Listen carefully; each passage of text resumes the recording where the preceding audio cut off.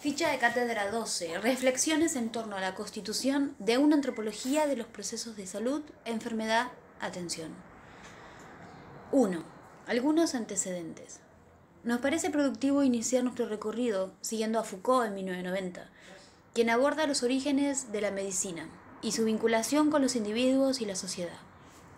Este autor expresa que el capitalismo que se desenvuelve a fines del siglo XVIII y comienzos del XIX, socializó un primer objeto, que fue el cuerpo, en función de la fuerza productiva, de la fuerza laboral. El control de la sociedad sobre los individuos no se opera simplemente por la conciencia o por la ideología, sino que se ejerce en el cuerpo, con el cuerpo. Para la sociedad capitalista lo importante era lo biológico, lo somático, lo corporal. El cuerpo es una realidad biopolítica. La medicina es una estrategia biopolítica. Foucault, 1990. Foucault reconoce 3 etapas en la formación de la medicina social. La medicina del Estado, centrada en la organización de un saber médico estatal y en la normalización de la profesión. La medicina urbana, vinculada a los problemas de urbanización que generaron hacinamientos, cloacas, etc. Y la medicina de la fuerza laboral, que se focalizó en la clase obrera y en la necesidad de recuperación de la fuerza de trabajo a través de la hospitalización. 2. Configuración del modelo médico hegemónico. Este recorrido de lo que Foucault entiende como medicina social es el antecedente histórico de la biomedicina, que luego el antropólogo argentino Eduardo Menéndez va a conceptualizar como modelo médico hegemónico. Menéndez define a este modelo médico hegemónico como el conjunto de prácticas, saberes y teorías generadas por la medicina científica, que desde fines del siglo XVIII ha ido logrando relegar como subalternos a otro conjunto de prácticas, saberes e ideologías, hasta lograr identificarse como la forma preponderante de atender la enfermedad, legitimada tanto por criterios científicos como por el Estado. Menéndez, 1990. El modelo médico hegemónico construye una hegemonía que intenta la exclusión ideológica y jurídica de las otras posibilidades de atención, lo que en la práctica social se resuelve a través de procesos de transformación de las otras prácticas y saberes curativo-preventivos, que constituyen procesos derivados de las relaciones conflictivas y o complementarias constituidas a partir de la hegemonía, obtenida por el modelo médico. La institucionalización del modelo hegemónico acompaña el desarrollo económico-político de las capas burguesas que se apropian directamente del poder entre 1750 y 1880. Todos los caracteres del modelo médico hegemónico están saturados por concepciones ideológicas de esta burguesía en ascenso, de la cual forman parte los nuevos sectores de la pequeña burguesía independiente a la que pertenece la mayoría de los médicos. Este modelo supone en consecuencia una serie de características. Será jerárquico, asimétrico y clasista. Así, entre sus principales rasgos estructurales podemos señalar biologicismo. Los principales causales de todos los procesos de salud o enfermedad son reducidos a los factores biológicos involucrados en ellos. Concepción teórica evolucionista positivista. Ahistoricidad, asociabilidad e individualismo. Eficacia pragmática. Los criterios de verdad de la disciplina se van construyendo y validando de acuerdo a su utilidad práctica. La salud-enfermedad como mercancía. La salud se convierte en un bien más de consumo, alrededor del cual se van construyendo circuitos de poder económico. La atención de la salud se constituye en un servicio profesional que cotiza en el mercado. Orientación básicamente curativa basada en la eliminación del síntoma. Apunta a controlar las consecuencias de un proceso que lleva a la enfermedad y no a corregir las causas que le dan origen. Concepción de la enfermedad como ruptura, desviación, diferencia. Establece una analogía en la que la salud se asocia a lo normal y la enfermedad a la ruptura de ese orden. Relación médico-paciente, asimétrica, en la que se da una subordinación social y técnica del paciente, que puede llegar a la sumisión en el caso de las instituciones psiquiátricas. Esta variable se fundamenta en la siguiente: en la concepción del paciente como ignorante, como portador de un saber equivocado, incapaz de ser un constructor activo de su salud. En el caso de algunas enfermedades, el paciente como responsable de su enfermedad. Por otro lado, se induce a la participación subordinada y pasiva de los consumidores de acciones de salud, los pacientes, desalentando la participación activa y crítica. Exclusión del consumidor o el paciente en la producción de prevención. Un claro ejemplo lo constituyen las campañas de prevención del SIDA para adolescentes generadas desde el discurso médico sin atender los códigos propios de la población destinataria. Prevención no estructural que atiende a las consecuencias y no a los factores causales. Este rasgo se relaciona directamente con la variable referida a la orientación básicamente curativa. Por ejemplo, la campaña de prevención del cólera que hacía eje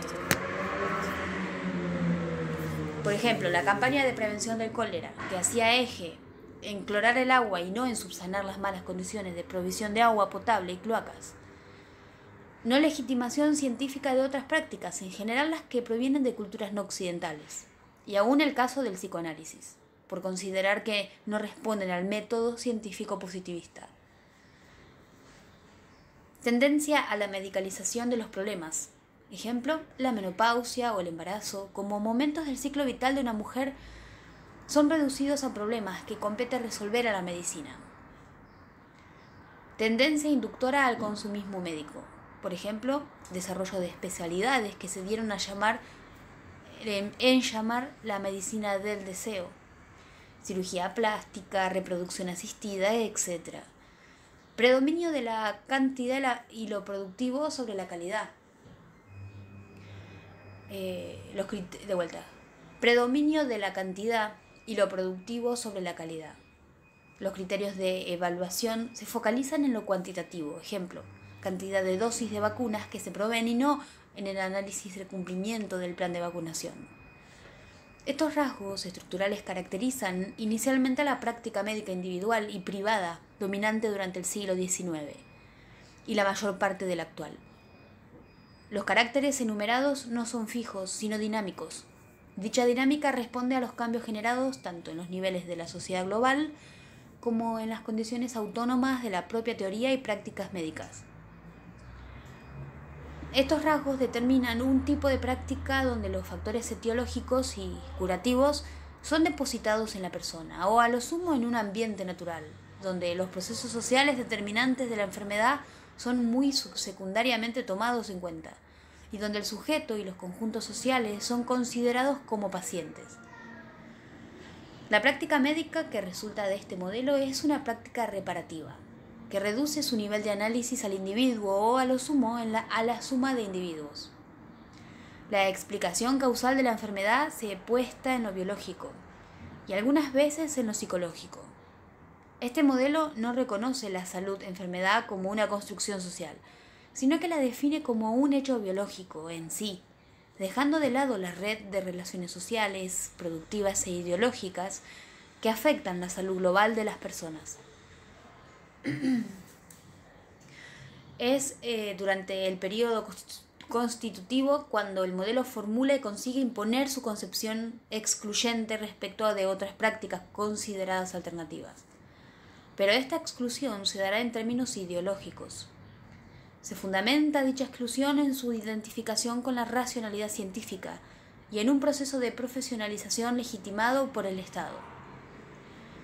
La extensión y permanencia de prácticas no hegemónicas, alternativas y de autoatención no es producto de resistencias contracturales.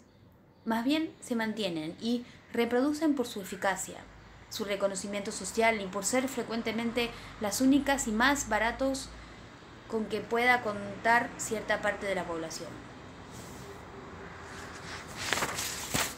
El modelo médico hegemónico necesita imponer su hegemonía, ser la referencia científica y legitimada de las acciones contra la enfermedad.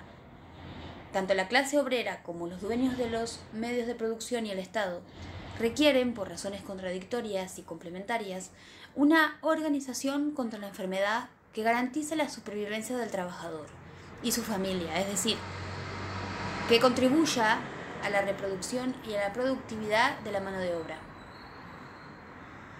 La legitimación para estigmatizar las prácticas alternativas la obtiene de manera parcial de las funciones de control social e ideológico que comúnmente cumple. El acto médico constituye no solo un acto técnico, sino también un acto social e ideológico, pero no es reconocido como tal en su propia práctica. Hechos tan evidentes como que gran parte de la automedicación con fármacos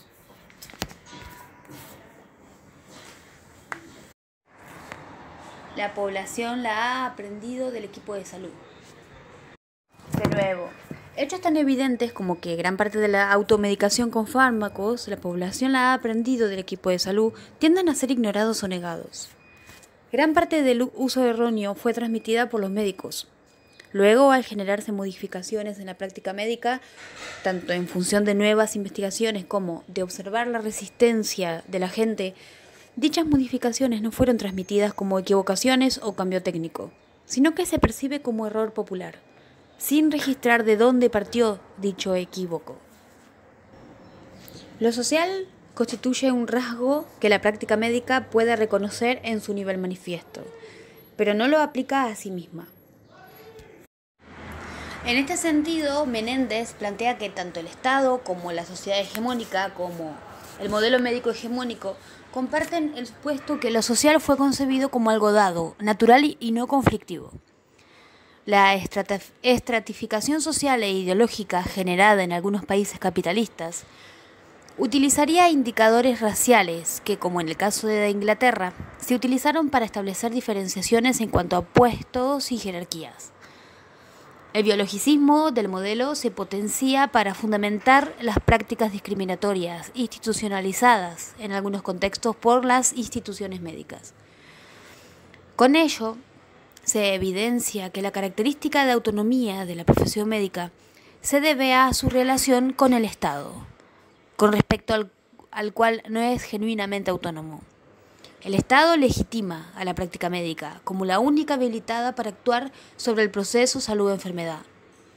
Gran parte de la intervención médica en la esfera de la salud constituye una fracción que opera sobre el orden social.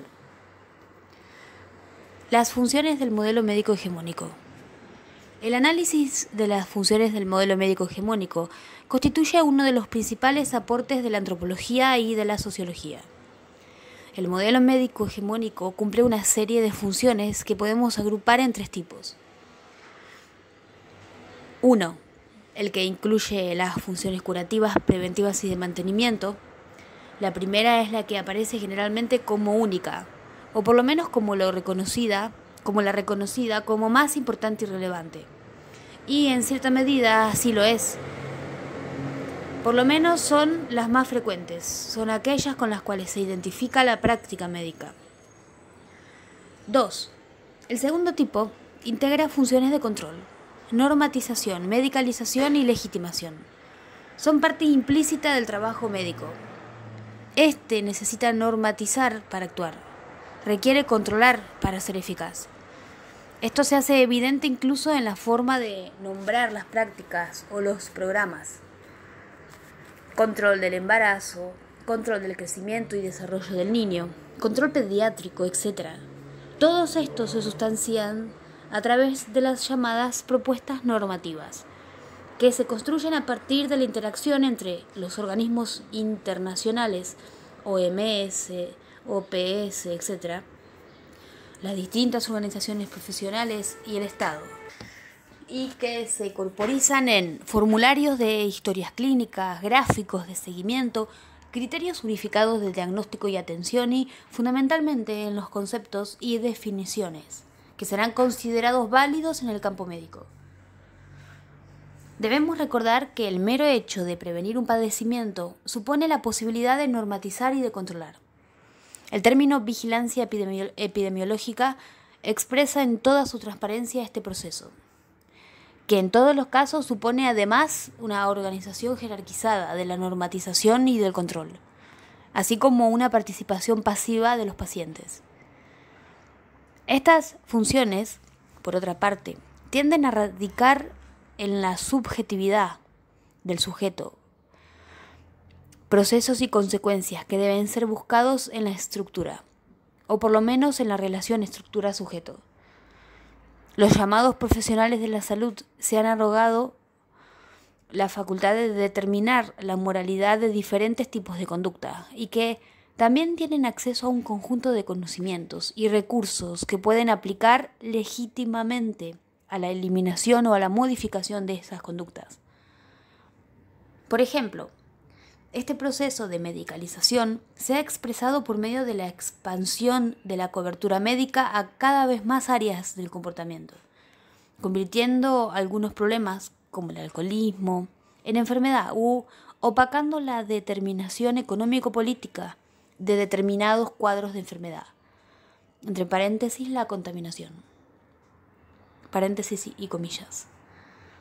La medicalización constituye un obstáculo para reducir la incidencia de determinados padecimientos.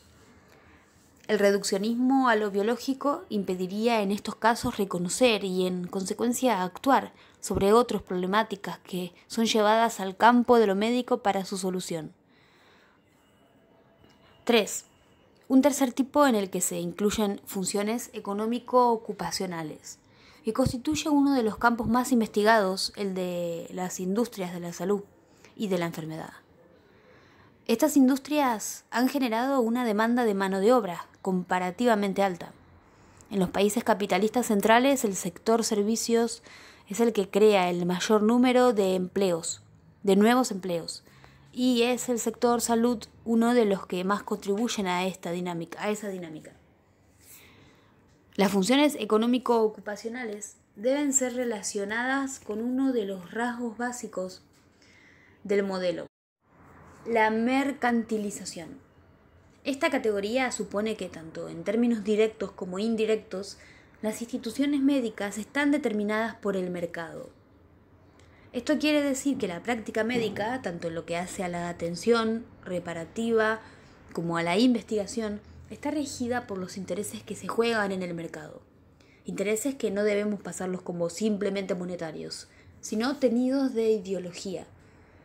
La mercantilización se expresa fuertemente en los sistemas de prepago, los seguros médicos, la publicidad para autovenderse como profesional y en la relación de la industria farmacéutica con la indicación de medicamentos. Lo que se suele llamar el poder de la lapicera. Los sistemas de atención pública de la salud no están exentos de la mercantilización, especialmente en los niveles de decisiones institucionales. Pero en ellos predomina la escasez de recursos materiales básicos y el conflicto centrado en los bajos salarios del equipo de salud. El precio de un accidente laboral, la comercialización clandestina de órganos para trasplante, la compra de sangre, la inclusión o no de ciertos tratamientos en los sistemas prepagos, también deben ser incluidos en este contexto mercantilizado. En este sentido, vemos que este modelo de atención médica, que opera tanto en los países capitalistas metropolitanos como en los de capitalismo dependiente y en los denominados socialistas de Estado, producto de un proceso que se inicia en el siglo XVIII, no escapa a las reglas del juego del consumo, como en el caso de cualquier otro bien, solo que aquí, por tratarse de la salud, conecta directamente con el bien primario por excelencia, que es la vida como bien de consumo, que se operacionaliza en esos conocidos conceptos de tasa de natalidad, mortalidad infantil, índices nutricionales, expectativas de vida, tasas de morbilidad, incidencia de enfermedades, etc. Claramente, enunciado esto, quiere decir que el orden biológico de la vida humana es una construcción del orden sociocultural, totalmente dependiente de los valores, significaciones y recursos asignados por un grupo a los procesos fisiológicos puros. Tomando especialmente en cuenta el análisis de las instituciones sociales en el proceso salud, enfermedad, atención, Menéndez diferencia dentro del modelo médico hegemónico 3 submodelos.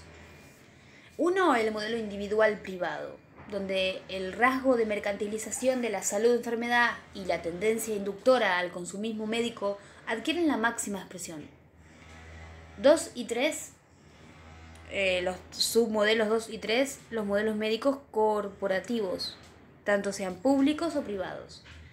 En ambos, los rasgos que más se destacan son la tendencia a la centralización y planificación, la burocratización y la dilución de la responsabilidad.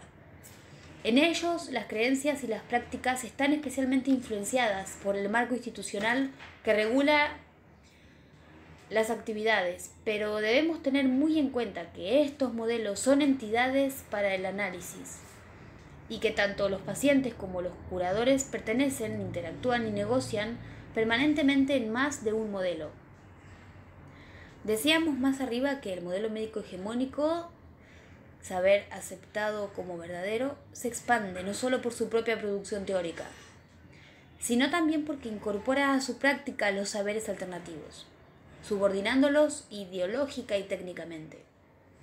Es decir que, coherente con las pautas de reproducción del sistema, el modelo médico hegemónico se apropia de todas y cada una de las prácticas alternativas, reelaborando su significado. Nos parece importante señalar que tanto durante el desarrollo de las sociedades, capitalistas, como en esta época de globalización, aún en las comunidades más remotas, convivieron y conviven varias prácticas y saberes destinados a la atención de la enfermedad. Si bien el modelo médico hegemónico tiende a excluir las otras posibilidades de atención, esto no se concreta de una forma mecánica, sino a través de continuos procesos de transformación, resignificación, apropiación y o articulación de esas prácticas y saberes. Estos procesos de interrelación se dan en todas las direcciones entre el modelo médico hegemónico y los modelos subordinados, dependiendo de cada caso las características que adquiera.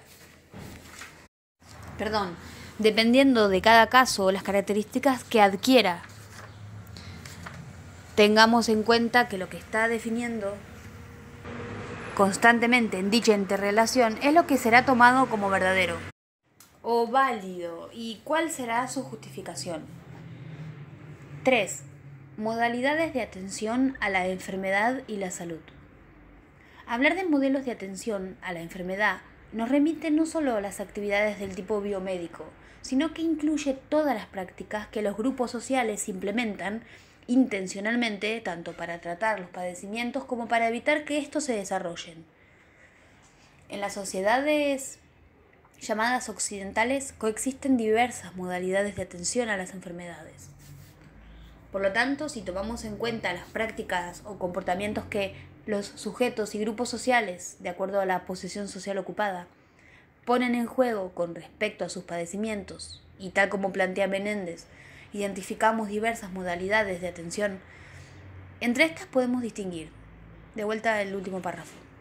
Por lo tanto, si tomamos en cuenta las prácticas o comportamientos que los sujetos y grupos sociales, de acuerdo a la posición social ocupada, ponen en juego con respecto a sus padecimientos, y tal como plantea Menéndez, identificamos diversas modalidades de atención. Entre estas podemos distinguir a. Las formas del tipo biomédico, a padecimientos físicos y mentales reconocidos como enfermedades, desde la atención primaria de la salud hasta los niveles de mayor complejidad, tanto a nivel público como privado. Aquí se incluyen los distintos tipos de psicoterapias. B. Modalidades de atención de tipo popular y tradicional.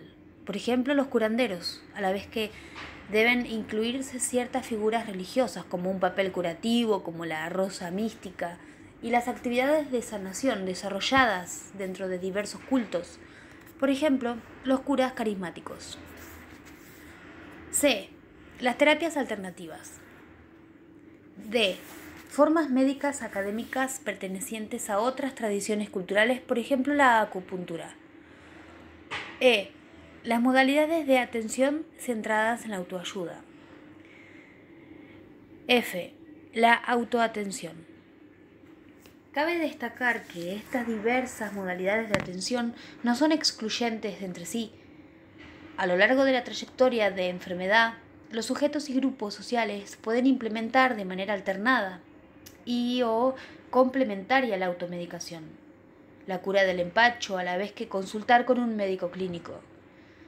Por otra parte, siguiendo con el desarrollo realizado por Menéndez, la autoatención se constituye como una actividad estructural implicada en el proceso de salud, enfermedad, atención, que puede desarrollarse o no en referencia a las actividades de los curadores profesionales y que no incluye su intervención central.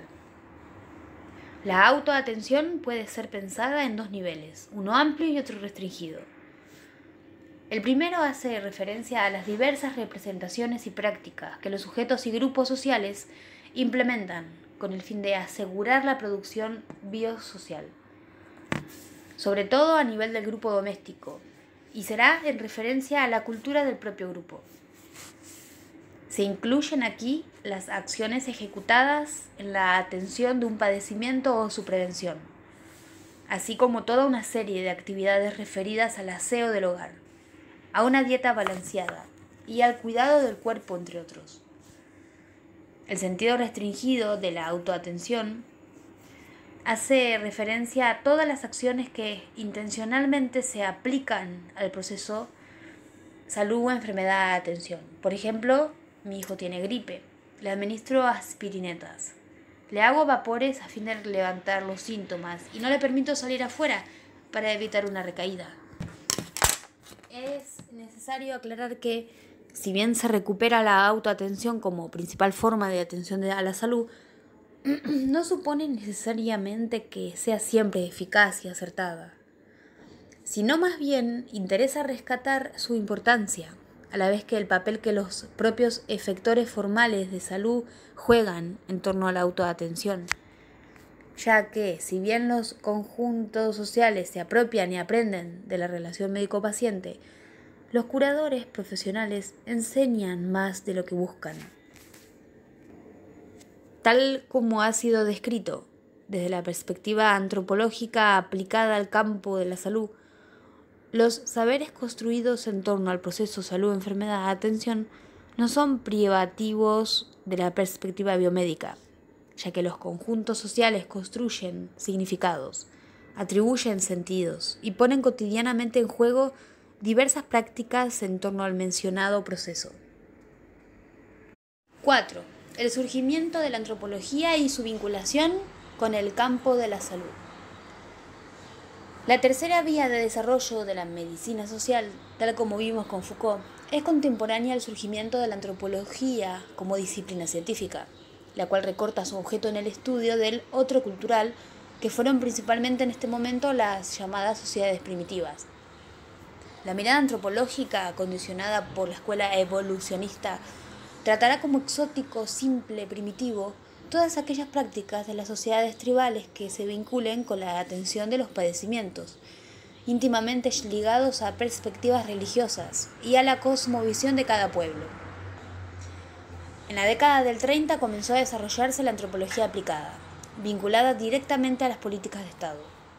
La antropología británica, por ejemplo, desarrolló el trabajo aplicado en sus colonias, a partir de las necesidades que planteaba la administración colonial. Es recién después de la crisis de la antropología aplicada colonial a fines de los 40 que los antropólogos británicos empiezan a ocuparse de los problemas sociales de la metrópoli, desde la década del 50.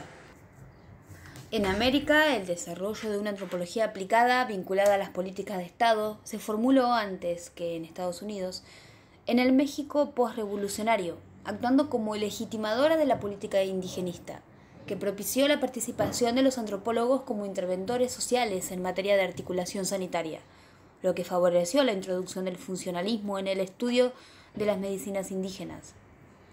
De este modo, los paradigmas que guiaron el análisis antropológico vinculado a la salud entre los indígenas de América Latina fueron, por un lado, el funcionalismo, cuya referencia inicial fue la obra de Redfield, en Yucatán, 1941, y por otro, la Escuela de Cultura y Personalidad en su vertiente configuracionista, que recuperaría más tarde Acker Kenneth. En Estados Unidos, en tanto la mayoría de los aportes en salud se refieren hasta los años 60 a América Latina, fundamentalmente a programas de cooperación internacional y de penetración ideológica, dejando a la sociología el análisis de la sociedad norteamericana. Así, entonces, los antropólogos participaron tanto en el diseño como en la ejecución de planes de intervención en salud y en educación, en comunidades aborígenes o en las áreas coloniales. El trabajo antropológico se orientó a redefinir los obstáculos en los procesos de modernización como obstáculos culturales, indagando a aquellos actores que impedían la modernización de la sociedad. Hasta los 60 adquieren gran trascendencia los programas de cooperación internacional y de penetración ideológica. Estos se despliegan sobre todo en América Latina y las viejas áreas coloniales. Ahora bien, la conformación de la antropología médica como uno de los campos de mayor desarrollo dentro de las aplicadas comienza a estructurarse a mediados de los 60, a partir de temáticas que, si bien ya se venían estudiando en la disciplina, son problematizadas y significadas a través del proceso de salud, enfermedad, atención. Se va constituyendo así un campo con nuevos actores sociales, el enfermo, el paciente, el curador, y recuperando nuevos espacios grupales e institucionales, el consultorio de los médicos o curadores, instituciones de significación social, el hospicio, instituciones de investigación biomédica. Lo sustantivo en este campo no es lo temático, sino el tipo de problematización y el enfoque aplicado. Menéndez, 1997. Sin embargo, la medicina científica positivista, producto de un determinado momento histórico de la sociedad occidental, era tomada como referente y parámetro para analizar la atención de la salud en todo el resto de las culturas existentes. Aunque los antropólogos pudieran llegar a conocer decenas de sistemas culturales y sus respectivos subsistemas médicos, nunca considerarían a la biomedicina como un objeto más de estudio. Muy por el contrario, aplicaban los conceptos y categorías de la ciencia médica al análisis de los sistemas médicos del resto de las culturas. Comelles y Hernáez, 1993. Estos antropólogos no solo no se plantearon el estudio comparativo de los distintos sistemas médicos, sino que se dedicaron a estudiar en las medicinas aborígenes aquello que no tenían lugar, que no tenían ningún interés para la biomedicina, el papel social o los discursos de quienes la medicina consideraba legos. Como consecuencia de este interés, se desestimó el análisis de las prácticas de los aborígenes que, además de la medicina tradicional, utilizaban la alopática, tomaban aspirina, se vacunaban o recurrían al médico. Esta decisión de lo tradicional y lo biomédico no solo dificultó la comprensión de la lógica de la articulación entre ambos sistemas, sino que llevó a la etnomedicina de los 50 y 60 a pensar los sistemas médicos en términos de ideas y no de prácticas. Comelles y Hernández, 1993. El desarrollo de la antropología aplicada a temas de salud permitió la inclusión de antropólogos en programas interdisciplinarios durante los 60. Esta participación, sin embargo, tuvo un carácter pragmático que no tomaba en cuenta las relaciones sociales que envolvían a los procesos de enfermedad. El sector sanitario requería de los antropólogos el conocimiento del impacto que las variables socioculturales ejercían en una enfermedad específica o en la viabilidad de un programa.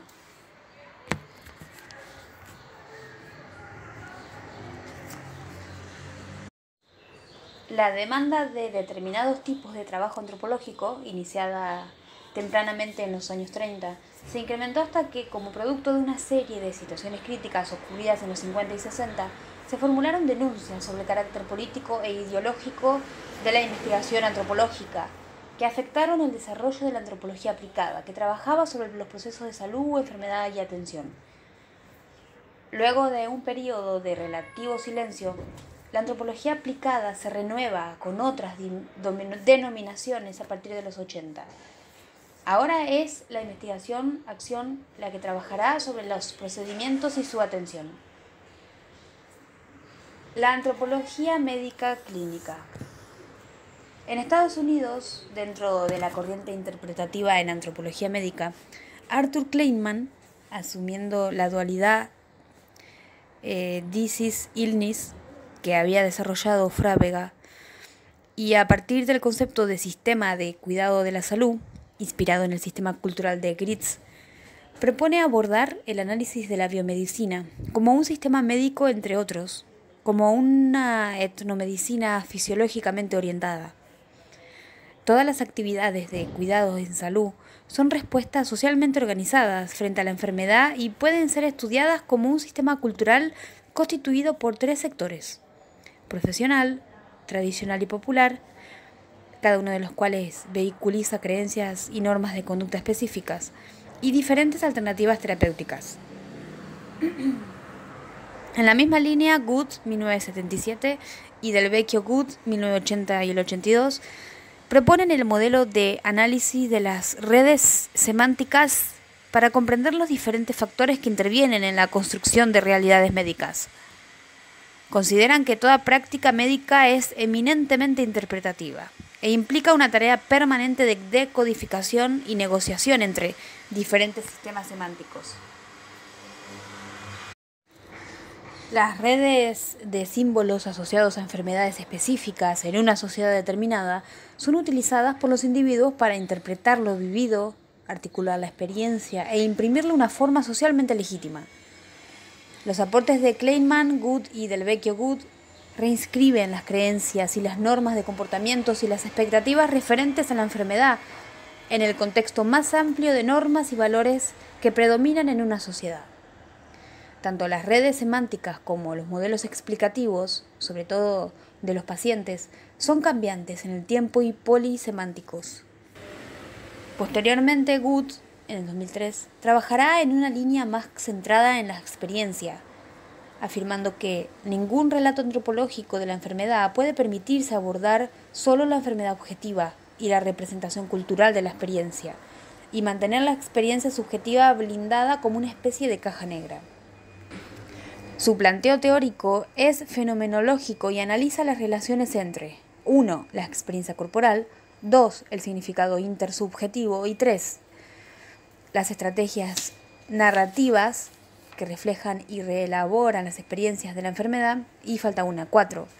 Las prácticas sociales que canalizan el comportamiento de la enfermedad. La enfermedad grave o crónica aporta una modificación en la experiencia corporal del mundo real, conduciendo a una reconstrucción del mundo. Tomando conceptos de Merleau-Ponty, afirma que el cuerpo es el ámbito más importante de la experiencia y de nuestra comprensión del mundo fenoménico. El dolor fluye del cuerpo al mundo social, invadiendo la vida cotidiana. Muchas de las actividades médicas, así como las formas de curación tradicionales, se dedican a objetivar y reconstruir el mundo vital amenazado. La diagnosis es un esfuerzo para representar la fuente de la enfermedad, localizar y objetivar la causa. La narrativización es un proceso para situar el sufrimiento en la historia, en un orden cronológico, en un orden significativo a lo largo del tiempo. Tiene también por objetivo abrir el futuro a un final positivo. Uno de los esfuerzos básicos de la atención médica es simbolizar la fuente del sufrimiento, encontrar una imagen a partir de la cual pueda formarse una estrategia narrativa. Nombrar el dolor es hacerse con el poder de aliviarlo, y la intensidad del dolor exige urgencia. Nombrar el origen del dolor es también dar un paso decisivo para reconstruir el mundo, para la legitimación de un yo integrado. Estas perspectivas se conocen con el nombre de antropología clínica aplicada o antropología médica clínica, caracterizada por un excesivo pragmatismo basado en un modelo de sanidad americano y una subordinación a los temas impuestos por la biomedicina. Utiliza conceptos como los de modelos explicativos, redes semánticas, distinción illness-disease, rol del enfermo, etc. Se interesa en las microrelaciones y vivencias subjetivas presentes en las manifestaciones cotidianas de las patologías y en el funcionamiento cotidiano de la medicina. Hacia una antropología médica crítica. En oposición a la antropología médica clínica, pero surgiendo de su mismo seno, se configura una antropología médica que indaga las determinaciones estructurales y las relaciones de poder en las que se constituyen los episodios concretos de salud-enfermedad y las respuestas sociales o su ausencia a tales situaciones. Intenta superar las microrelaciones en que se producen las prácticas de salud, particularmente en la medicina occidental, para develar las relaciones de dependencia que vinculan la salud y los sistemas médicos con las lógicas globales de los sistemas sociales. Cepili Otegui 2005. Se trata de una antropología médica crítica que reconoce entre sus representantes en Estados Unidos a Nancy Scheper Hughes, Margaret Lock, Merrill Singer, Frankenberg y otros. Desde este enfoque crítico, algunos autores han señalado que el origen de las diferencias de la antropología médica convencional deben buscarse por un lado en la vinculación histórica de la disciplina madre con el colonialismo. De vuelta. Desde este enfoque crítico, algunos autores han señalado que el origen de las diferencias de la antropología médica convencional deben buscarse por un lado en la vinculación histórica de la disciplina madre con el colonialismo, estableciendo un paralelismo entre las relaciones de la antropología, los administradores y los colonizados, y las relaciones actuales de la antropología, los médicos y los pacientes. Frankenberg, Singer y Scheper Hughes. Y por otro lado, la subordinación de la antropología médica como un sector de servicios para la biomedicina.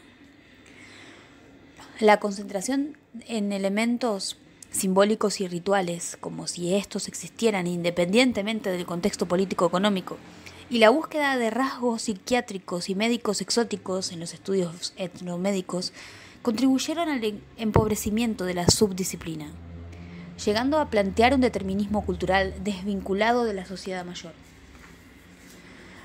Los estudios convencionales de la antropología médica tienden a ser ateóricos y ahistóricos, por cuanto no se establecen conexiones entre los sistemas médicos que se analizan y los contextos económicos, políticos nacionales y mundiales en que estos se insertan.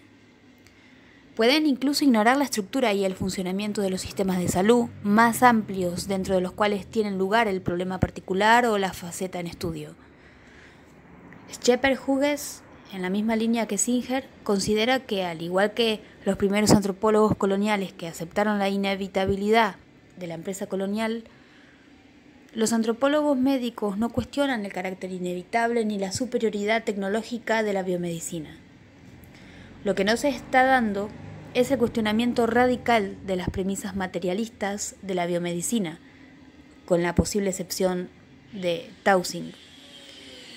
En síntesis, en la antropología médica convencional no existen rupturas epistémicas con la medicina científica, de manera análoga a las eventuales rupturas de la antropología social con el mundo colonial y su hegemonía.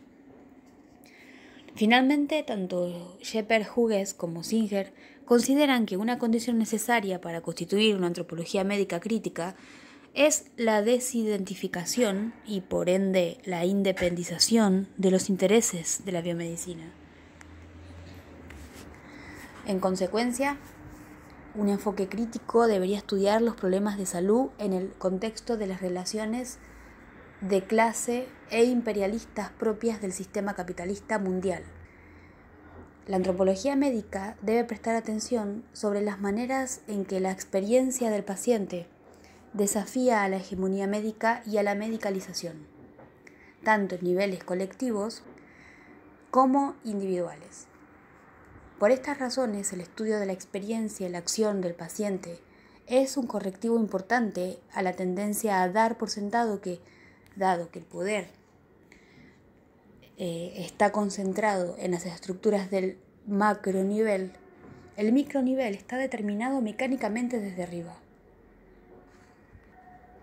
Aquí se pierde la capacidad de lo micro para influir en el macro nivel. Otro aporte importante a la reflexión sobre el proceso de medicalización es el realizado por Conrad y Schneider en 1985, cuando abordan la problemática de la desviación. Para dar cuenta de la hegemonía de la medicalización, comienzan entendiéndola como la búsqueda de soluciones médicas para una variedad de conductas o condiciones desviadas. En años recientes, la jurisdicción de la profesión médica se ha expandido y cubre problemas que anteriormente no estaban definidos como entidades médicas. La medicalización del embarazo y el parto, la anticoncepción, la dieta.